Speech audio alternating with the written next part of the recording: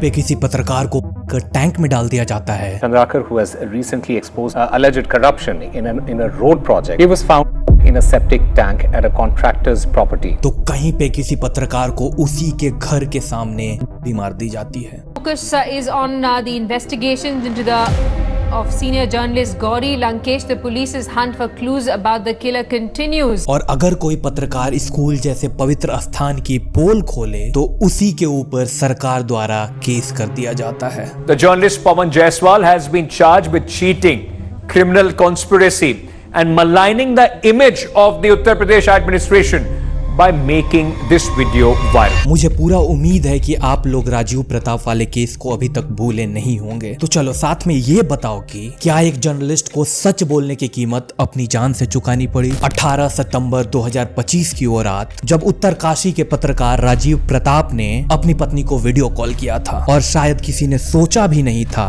कि ये उनका आखिरी फोन कॉल होगा। रात के करीब 11:15 बज रहे थे। राजीव प्रताप अपनी कार में थे, स्टीयरिंग पकड़े हुए, आंखों में हल्का सा थकान था पर उनके दिमाग में कुछ और ही चल रहा था। वो उस वीडियो कॉल पे अपनी पत्नी से मुस्कुराते हुए बोलते हैं, घर पहुंच के बात करता हूँ। बस इतना ही बोलना था। उसके बाद फोन कट हो जाता है और उसके कुछ ही मिनटों बाद उनका फोन स्विच ऑफ हो जाता है और उसके बाद राजीव प्रताप मानो कहीं गायब हो गए थे और ये बात किसी को नहीं मालूम कि आखिर वो गए तो गए कहां। अगली सुबह जब राजीव का फोन नहीं लग रहा था तो उनकी पत्नी बार बार उनको कॉल करती हैं कि शायद कॉल लग जाए और राजीव से उनकी बात हो जाए। फिर राजीव की पत्नी मुस्कान पैनिक में आकर राजीव के दोस्त शोभन सिंह को कॉल करती हैं। शोभन सिंह जो राजीव का दोस्त है वो पुलिस डिपार्टमेंट में हेड कांस्टेबल है, लेकिन फोन करने पे शोभन का जवाब आता है कि वो तो तुम्हारे साथ ही होंगे, मतलब राजीव तुम्हारे साथ ही होंगे। एक पल के लिए सोचिए, एक पति रात को कार लेके निकलता है, उसका फोन ऑफ हो जाता है और उसका दोस्त कह रहा है कि वो तो तुम्हारे साथ ही होंगे, जबकि राजीव उसी दोस्त के साथ पिछली रात था। और ये लाइन सिर्फ कंफ्यूजन ही नहीं था, ये शायद किसी बड़े राज की शुरुआत थी। लेकिन क्या था वो राज और राजीव प्रताप के साथ हुआ क्या था उस आखिरी फोन कॉल के बाद? चलो जानते हैं इस केस को।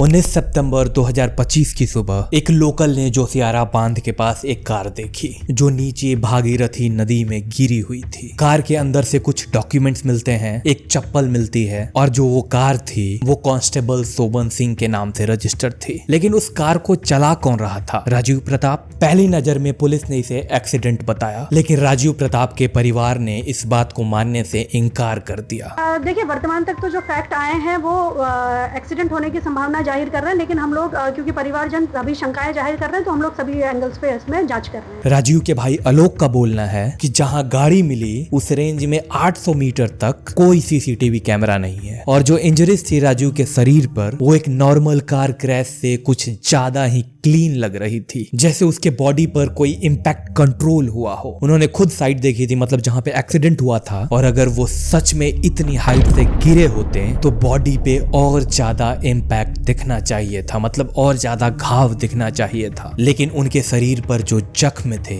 वो काफी सारे सवाल पैदा कर रहे थे। और इस पूरे केस का सबसे इमोशनल और कंफ्यूजिंग हिस्सा है थ्रेट्स, धमकी। राजीव के भाई और उनकी वाइफ दोनों के अनुसार राजीव को अक्सर धमकी भरे फोन आते रहते थे कि वीडियो डाउन कर लो, वीडियो को डिलीट कर लो, नहीं तो तुम्हारे साथ बहुत बुरा होगा। लुक, राजीव प्रताप एक बहुत ही अच्छे और सच्चे पत्रकार थे। उन्होंने अपनी पत्रकारिता की पढ़ाई भारत के प्रतिष्ठित संस्थान IIMC से की थी और उसके बाद वो एक YouTube चैनल चलाते थे जहां पे वो इंडिपेंडेंट जर्नलिज्म किया करते थे। और उन्होंने रिसेंटली ही एक हॉस्पिटल के करप्शन को एक्सपोज किया था, जहां उन्होंने हॉस्पिटल के हालातों पर एक रिपोर्ट तैयार की थी।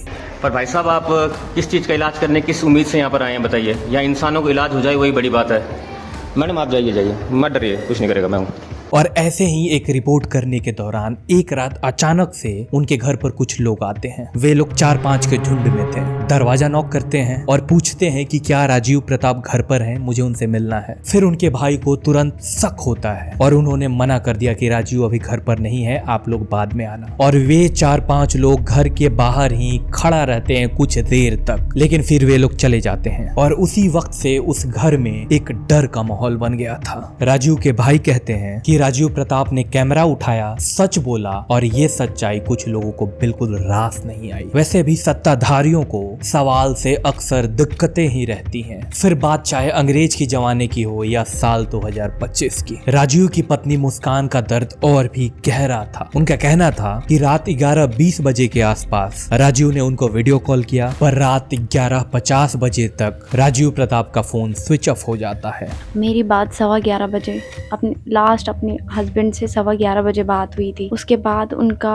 फोन स्विच ऑफ हो गया। 15-20-25 मिनट के अंदर उनका फोन स्विच ऑफ हो गया था। 11:50 पे मैंने अपने हस्बैंड को एक मैसेज किया था। मैंने कहा आप घर पहुंच जाओ, के बाद हम बात करते हैं। सर वो मैसेज मेरे हस्बैंड को डिलीवर नहीं फिर हुआ। उनकी वाइफ अगली सुबह शोभन सिंह को कॉल की, पर उसने फोन उठाने में 1 घंटा का वक्त लगा दिया और जब फोन उठाया तो कहता है, सर वो मुझे बताते हैं कि तुम्हारे पति तो तुम्हारे साथ होंगे। मामला फंसता चला जा रहा था। लोगों की धड़कनें और बढ़ती चली जा रही थी। और सबसे हैरानी की बात, राजीव ने उससे पहले कभी भी शोभन की कार नहीं ली थी। उस रात राजीव ने पहली बार शोभन की कार ली थी। मेरे हस्बैंड आज से पहले उनकी गाड़ी मेरे हस्बैंड ने कभी ली ही नहीं है। पहली बार मेरे हस्बैंड उनकी गाड़ी लेके गए और पहली बार ये घटना उनके साथ हो गई। फिर 19 सितंबर को ही एफआईआर दर्ज होती है और इस मुद्दे पर पुलिस का बोलना था, सीसीटीवी फुटेज में राजीव प्रताप अकेला कार चला रहा था और कार नदी में मिली है, सो ये मामला पूरा एक्सीडेंट का लगता है। पर परिवार वालों का बोलना था, सीसीटीवी फुटेज से लेकर साइड तक, मतलब जहां पे एक्सीडेंट हुई थी उस 800 मीटर के रेंज में